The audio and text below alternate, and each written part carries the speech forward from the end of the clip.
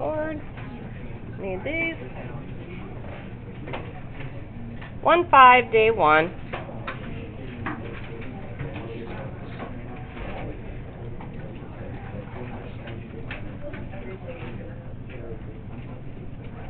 Where are the functions positive and negative? So we want to look at all of the quadrants and see which function should be positive and negative in each of the quadrants.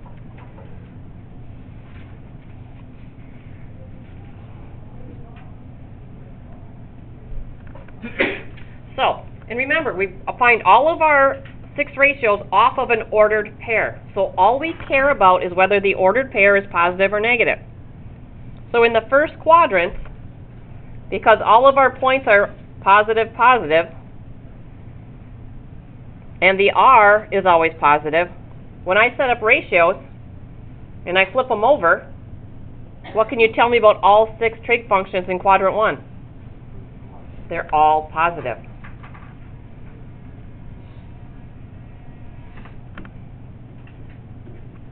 Now we'll go over to quadrant 2.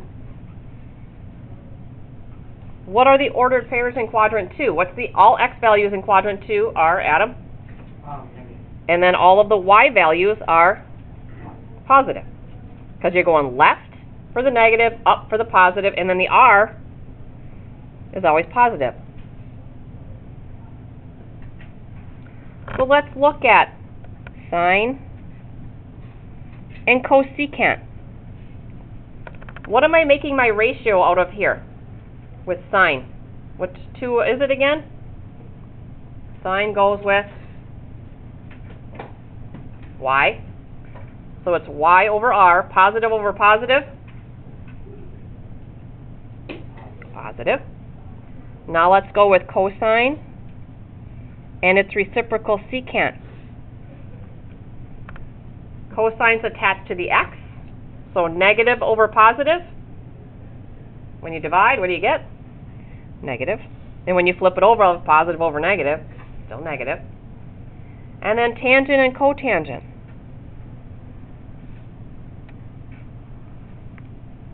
Tangent is the y divided by the x. So I've got positive divided by negative. It's going to come out negative. So you've got sine and cosecant that are positive. The other 4 are negative.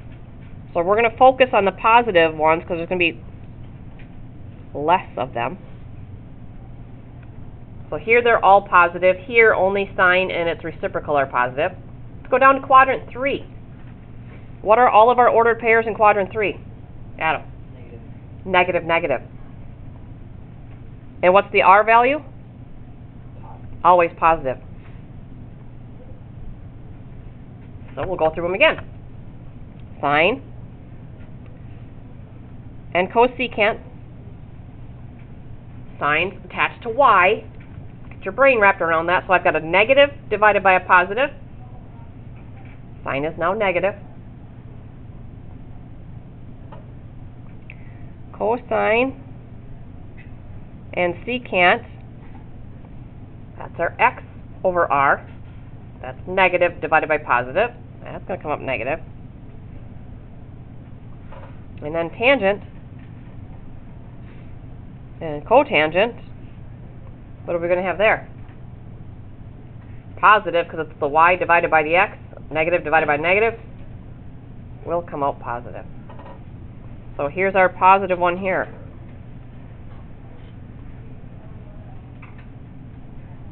And then our last quadrant, what are our ordered pairs here? Positive, negative. So to the right's positive, down's negative, and let's run through them again. Oh, R is always positive. So we got sine and cosecant. Again, sine's attached to y. Negative over positive.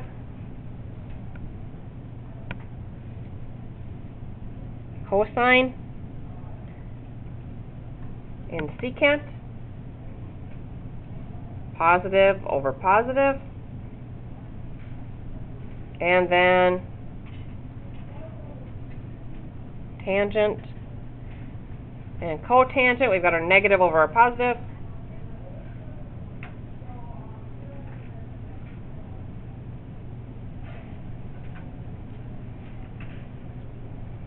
Okay, I always think of, sine and cosine.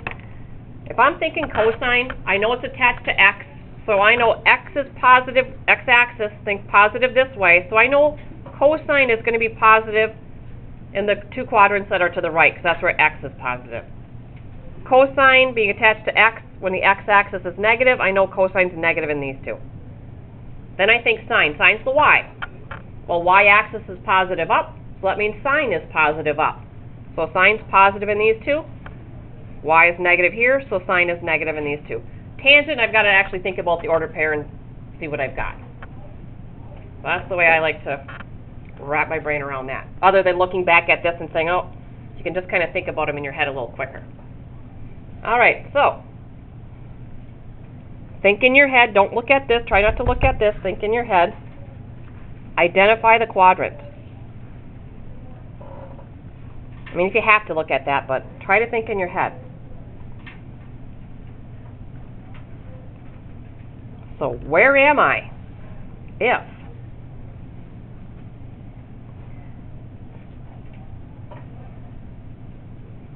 if the sine, let me write that again, the sine of an angle theta is greater than 0, and the cosine of that same angle theta is less than 0. So, again, try not to look up at that chart we just made. Think sine being the y value. Where is y positive? Because greater than 0 is positive. So think y-axis. Which quadrants have the y-axis positive? What are my two options here, Adam? First and second. So theta is either in 1 or 2, because that's where the y is positive. Now cosine. Cosine's attached to x. So where is the x-axis less than 0 at? Which two quadrants? 2 or 3? So where are the two things happening at? Quadrant 2. So you don't have to look at that table. You can think about it and get it and solidify that in your brain.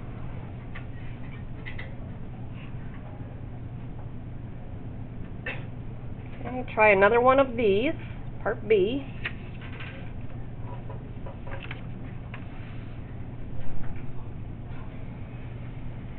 Tangent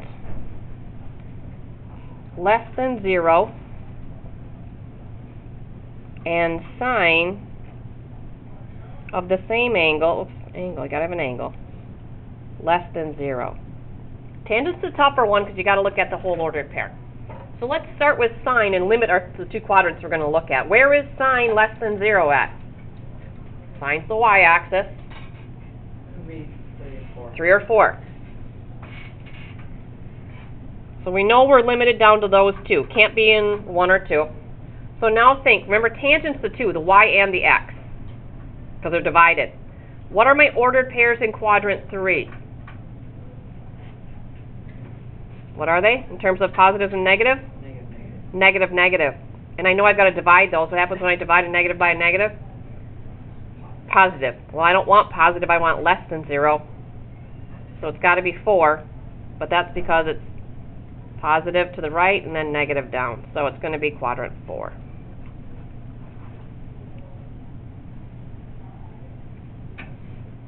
So could you figure this out just by looking back at this chart that we did? Yes, but that's not what I want you to have to rely on the chart. You want to be able to think about it. Oh, identities, yay. Well, let's see what goodness we have. Oh, nice, identities today. Okay. Reciprocal identities. You already know these.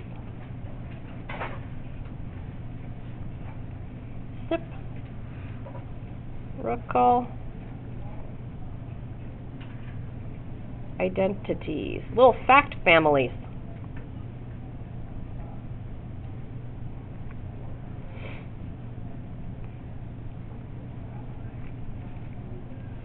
We know that if we flip sine over What ratio are we creating again? Which trig functions attached to sine? Cosecant. So, cosecant, oops, not cosine. Cosecant is equal to sine flipped over. How do I show sine flipped over? 1 over sine. Well, what if I knew the cosecant ratio? How do I get the sine ratio back? Flip that over. So sine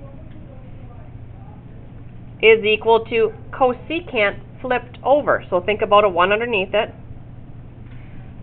1 over cosecant. What happens if I take the sine ratio and multiply it by the cosecant ratio?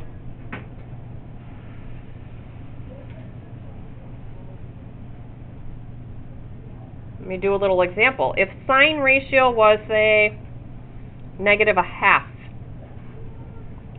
what's the reciprocal of -1/2? -2. What's going to happen every time you multiply a number by its reciprocal? You're going to get 1. So with the sine ratio multiplied by the cosecant ratio, always going to be 1. There's our first fact family.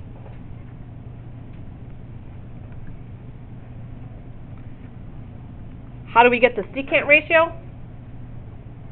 Which function are we flipping over? 1 over cosine. And if I had secant given to me, I could get cosine by flipping that over.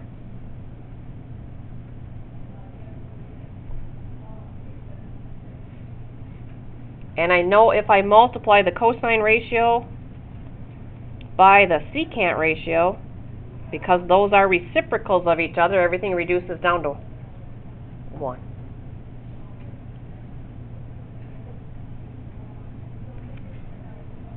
And our last one is the tangent-cotangent family.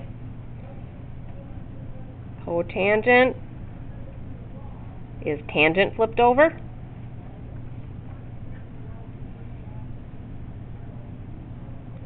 Tangent is cotangent flipped over. And the tangent ratio multiplied by the cotangent ratio will give us 1.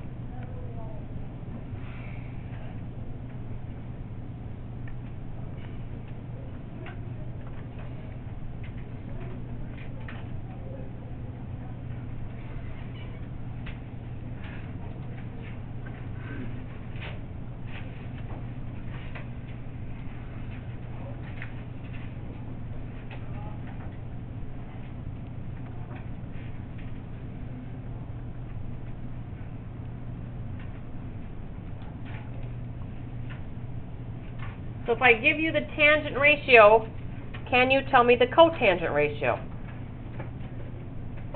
Hopefully you answer yes, because the tangent and cotangent are reciprocal functions. All you've got to do is flip this over. So cotangent would equal, fill in the blank here, -1/5 flipped over, -5. All right, easy enough. We've been doing that. What if I give you 3.2 for the cosecant, and I ask you for sine? Well, how are cosecant and sine related? They're reciprocals. How do I flip this number over? 1 over 3.2. Think about a 1 underneath it. So I'm going to go 1 over 3.2. But how many times in your life do you see decimals inside of fractions? Not often do we leave that ugliness. If it starts as a decimal, finish as a decimal. All you got to do is pick up your calculator. What's 1 divided by 3.2? So the process is flip it over, but we don't want to leave something that ugly because you're not going to see that as an answer. Anybody have that? 0.31 about? Good enough. So if you start as a fraction, you can finish as a whole number or fraction. If you start as a decimal, finish as a decimal. Okay. Very easy. Usually there's no problems realizing that, okay, these are just reciprocal functions. It's got to flip over to get the other one. Here's where some confusion comes in.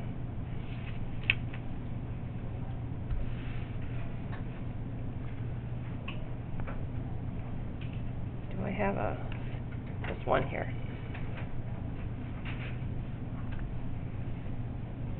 Solve for theta. And here's what I know. The tangent of 3 theta minus 4 is equal to 1 over the cotangent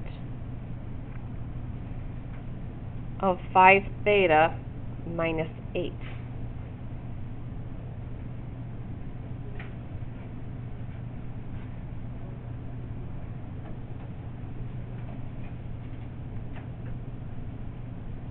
Right now my thetas are sitting in the angle spots here, but what I want you to notice is we've got a function here, 1 over cotangent. This is cotangent flipped over. What's another way to write 1 over cotangent?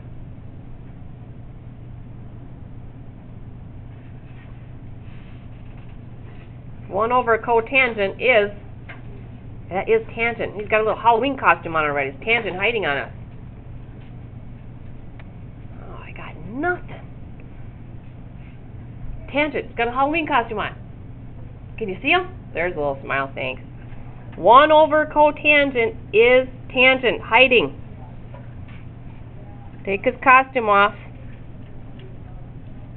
Oh look, it's tangent.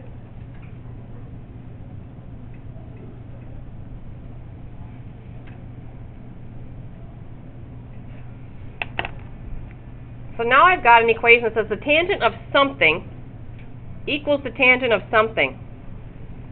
Well, if 2 tangent ratios are going to be equal, what has to happen with these things under my fingers? Do you agree that those angles would have to be the same angle in order to have the same tangent ratio?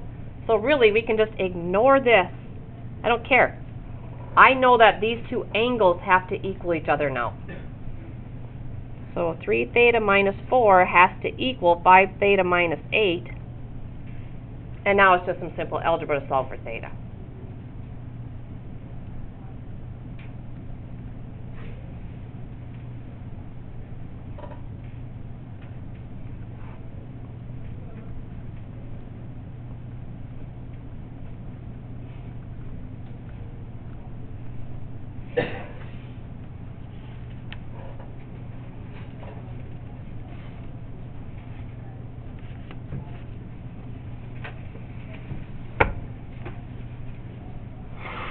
Okay, one more set of identities.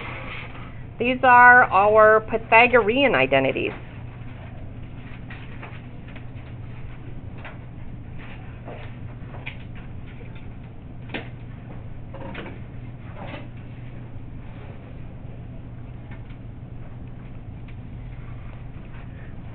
Obviously going to be using the Pythagorean theorem.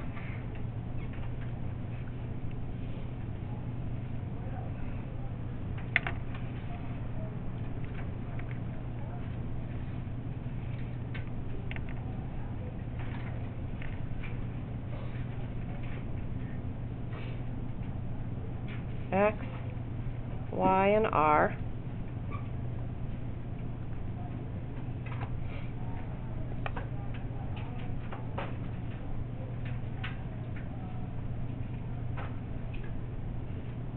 there's going to be 3 Pythagorean identities because we start with Pythagorean theorem. So according to this triangle, the way we have it labeled, leg squared plus leg squared is going to equal hypotenuse squared. So we start with x squared plus y squared equals r squared. Now we want to make ratios out of this, fractions. So I'm going to choose to go through first and divide both sides of this equation by r squared. So I'm going to divide the right side by r squared, divide this by r squared, and I'm going to divide this by r squared. Legal algebra move. Well, I can see on the right, r squared divided by r squared is going to give me 1. Now, using our exponent rules from algebra, when you've got 2 things squared, it's legal to say that's equal to the fraction squared. So I took the x squared over r squared and made it x over r, the fraction squared. Plus, this could be rewritten y over r squared. So now tell me, which trig function is x over r? That's cosine. So this is cosine squared of angle theta. What is y over r? Sine squared. So what this does for me is, if I know cosine, I can now find sine. Or if I know sine, I can now find cosine. So now I've got a relationship that's going to let me, given one of these, find the other one. It's a good thing. Okay? So we created the first Pythagorean identity by taking Pythagorean theorem and dividing through by r squared. Well, let's go back. Start with Pythagorean theorem again.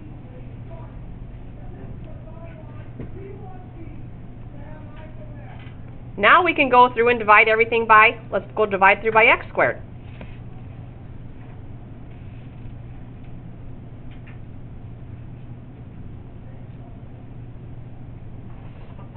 See what identity we come up with.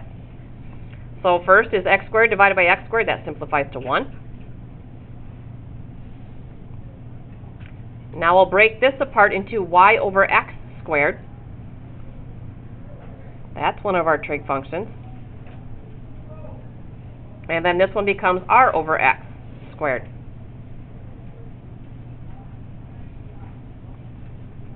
So let's see what we got here.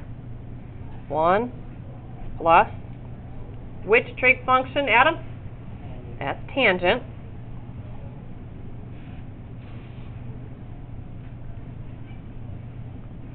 Which one is r over x? Well, think x over r. Which one's x over r?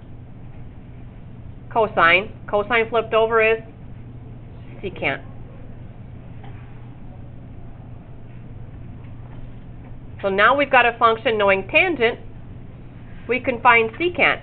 If I've got secant, I can flip it over and get cosine. Or if I had tangent, I could flip it over and get cotangent. Now we're relating some other functions together other than just flipping. And then our last Pythagorean identity.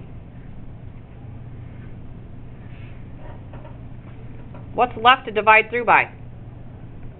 The y squared. So we'll divide through by y squared.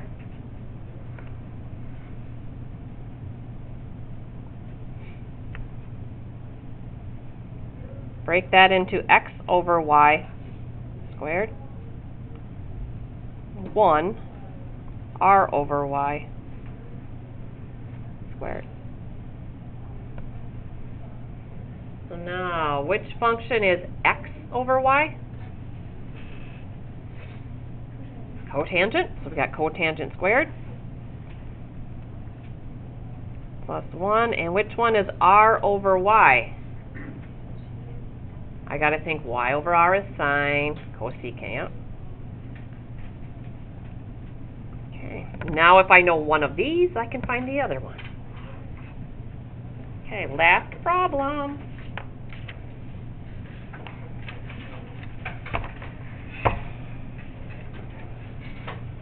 Can I get rid of this?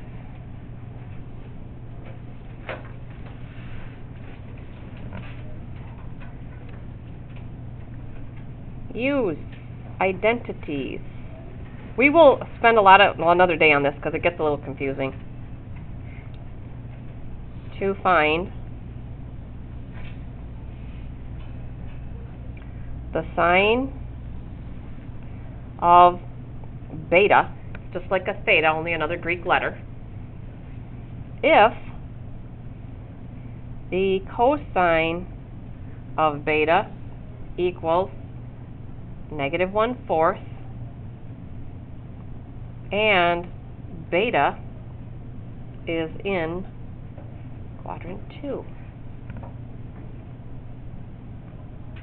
So we've got two kinds of identities, reciprocals, and now we've got those three Pythagorean identities. So, is there an identity that ties together sine and cosine? Definitely not reciprocal, so it's got to be the Pythagorean. Which one is it, Adam? It's like the cosine squared of beta plus the sine squared of beta equals 1. Yep, it's our first Pythagorean identity here. Cosine squared plus sine squared is always going to equal 1. So we'll start with that one. Cosine squared plus sine squared equals 1. We know the cosine ratio. It gave it to you as negative 1/4. So we're going to substitute in, plug and chug. So cosine's negative 1/4. The identity says we've got to square that number.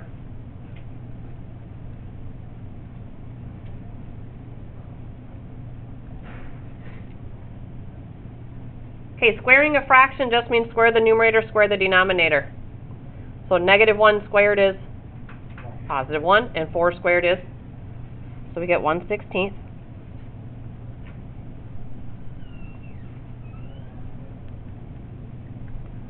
We're going to solve for this, so we're going to subtract 1/16.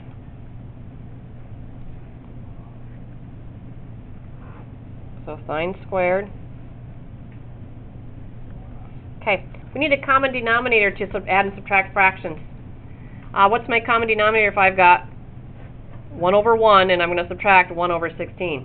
What are you going to change the 1/1 into? 16/16? So 16 minus 1 is going to give us 15/16. What do I have to do now? My goal was to find sine of beta. I've got sine squared of beta. Square root both sides. When you introduce a square root, what do you have to remember? Plus or minus. We got to decide whether our sine ratio is going to be positive or negative. We'll do that on the next line.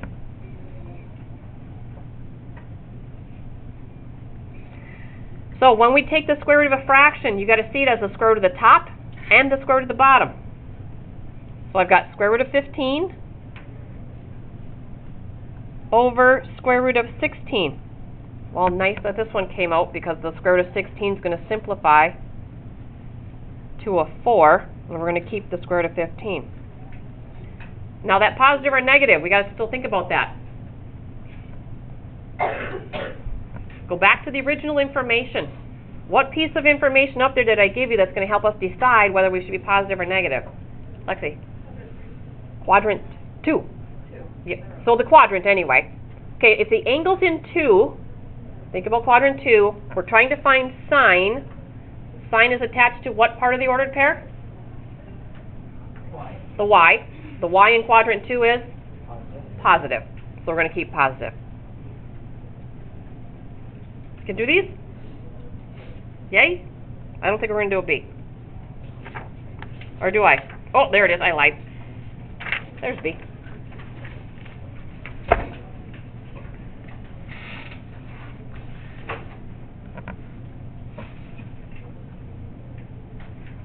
Can you find the tangent of theta if cosine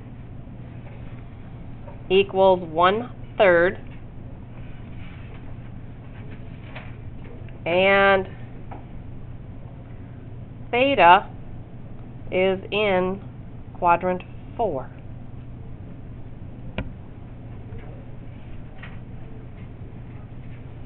Okay. Is there an identity that ties together tangent with cosine? Adam. It's our third one. Let me find my paper. Are you sure? Oh, wait. No.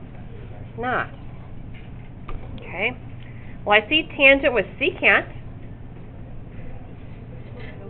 Oh. Yeah, if they give me cosine, what other ratio do we know automatically? Secant, because of the reciprocal thing. Very easy. So, giving us one ratio, we automatically get a second one by flipping it over. So you had to come up with that. Now take a look. Our second Pythagorean has tangent and secant. So we're going to use this one. So we'll start with 1 plus tan squared equals secant squared. And again, it's plug and chug. So we keep the 1 plus tan squared. We know secant 3, and we've got to square it. Subtract 1.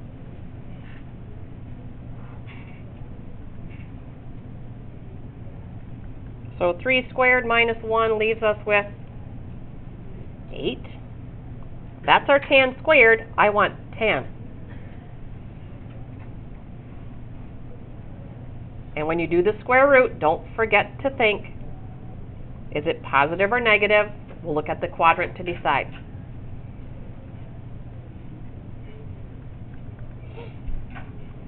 Okay, let's pick out the positive or negative right now. Quadrant 4.